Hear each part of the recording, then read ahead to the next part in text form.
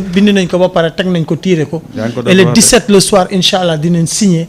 pour seen acte de décès politique à ces néopoliticards et ces féodopoliticards. Et j'avais dit ce qui li ma gën a metti rek mooy que ces néopoliticards là mag ñi dinañ leen yóbbaale ci seen mort politique. Et c'est ça qui j'avais tout dit et j'avais tout prédit. J'avais même dit ñu bokk les scores. J'avais dit que tey quoi que yaa ma doon poser question yi. waxoon naa la ne. takku wàllu. peut-être 5 6 sàmm sa kàddu autour de 5. et gëm naa ne boo moytu duñ fa àgg.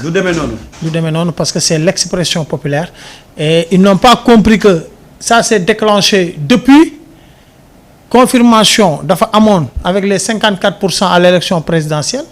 Et j'avais dit que gars yi Sénégal joxe na benn tànk et tey ji deuxième tànk bi lay dox muy législative. Parce qu'on n'a pas une opposition mature, on a une opposition âge mental bas de la cheville. Parce que ñoom dañu ne dañuy bloquer assemblée comme nañ ko doon bloquer avant ñu koy tas. te réew mi tollul foofu réew mi dafa war a dox ak ñaari tànkam parce que gars yi dañ leen yónni yàkkamti leen et je l'avais dit deuxième tànk bi tey ñëw na et dinañ doxal incha allah pour soppi réew mi parce que foofu la ñu toll ci Sénégal. Alors, je rappelle que Guédiawaye, si les tendances confirment, Mema Amidia risque d'être député. Hein? Mais c'est une évidence. Est-ce que xam nga ne ñun jóge nañ fi ak suñu caravane dem jàppale Mama Amidia. Très bien. jàppale ko bu baax a baax ba pare ànd ak moom proximité au niveau de Guédiawaye et c'était un peu l'euphorie un peu partout. C'est-à-dire que nous on savait aujourd'hui il y a beaucoup de communes à Dakar yoo xam ne dem nañ ànd ak ñoom. jàppale leen avec l'honorable député Kaba. Donc sant yàlla. alors Fatick centre Xaar Ndofène Diouf mooy centre bi gën a ngand foofu Pastef arrive avec 831 voix Takku am fa 812 voix dañu talonné wante quoi je rappelle que Takku Wallu mooy coalition bi Macky dirigé. mais Pastef moo gagné. Xaar Ndofène pour la première fois. Parce que Fatick quand même avec le départ de Macky Fatick était resté un peu fidèle à Macky. Mais tey gis nañ ne au centre Xaar Ndofène Diouf Fatick Pastef a obtenu 831 voix et puis Takku Wallu am 812 voix. Alors Guèye. On a vu quand même une coalition avec plusieurs leaders. Mais ñu gis ñu am ay résultats yu faibles qu'est-ce qui explique ça. Mais c'est le prolongement par continuité li amoon ku jàng mathématique xam nga luy prolongement par continuité mooy li amoon ci présidentielle bi. mathématicien par hasard Saliou. non je l'avais dit waxoon naa leen ne ñoom ñëpp ñaata candidat yow la woon ak yow.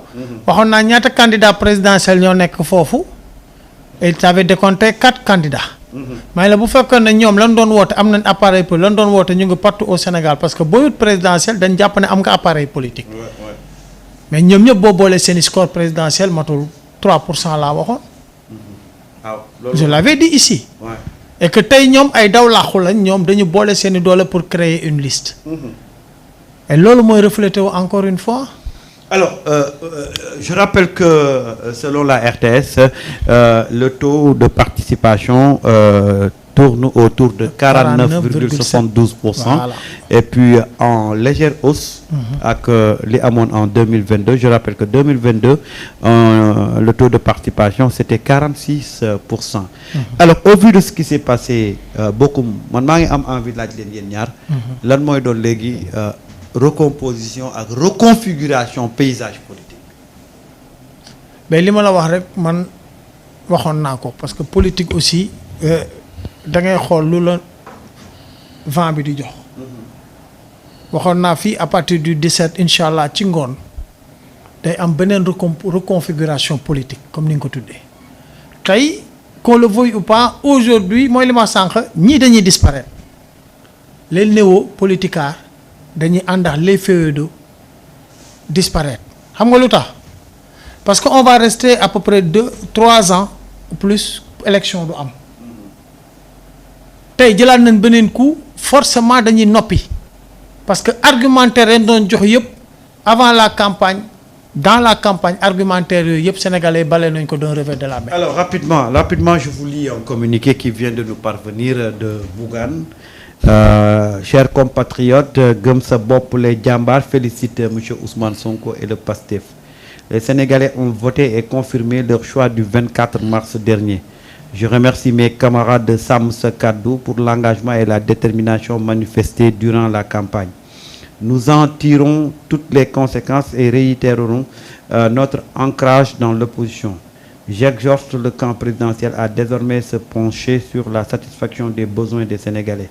Fier de la démocratie sénégalaise et heureux du comportement des militants et sympathisants de Gëm Sa Bopp Les Jambar, des défis importants nous attendent. Nous sommes décidés à les relever pour le bonheur du Sénégal, objet de notre engagement.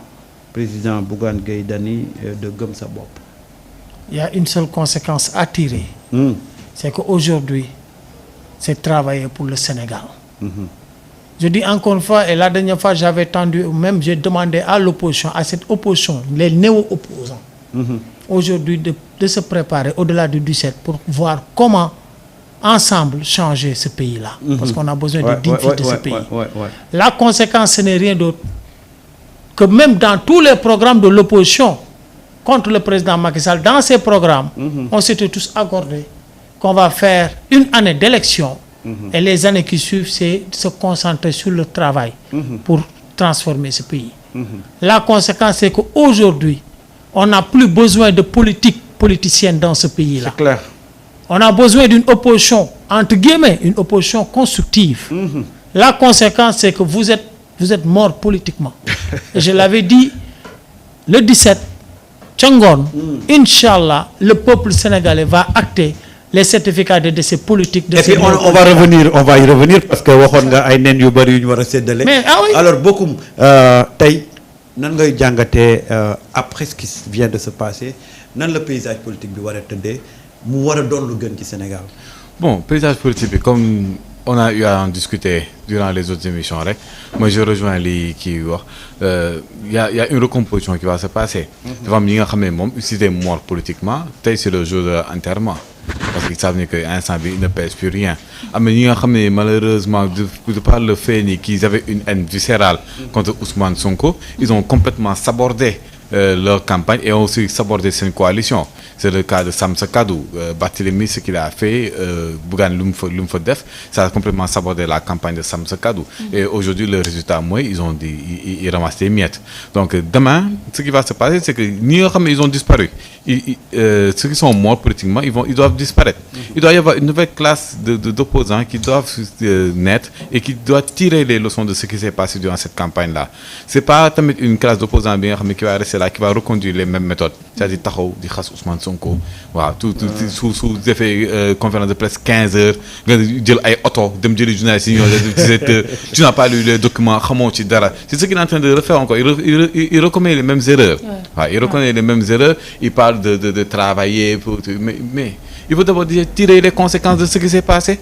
Avant de faire un communiqué, tu tires les conséquences de ce qui s'est passé. Alors rapidement, on va juste donner les résultats du département de Guinguinéo. Résultats de globaux. Muy commune de Dara Mboss, Pastef à 667 voix.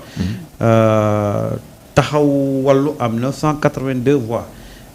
Commune de Panal Wolof, Pastef am fa 772 voix, Taxawu Wallu am fa 631 voix. Commune de Mbadakhoune, Pastef am fa 1703 voix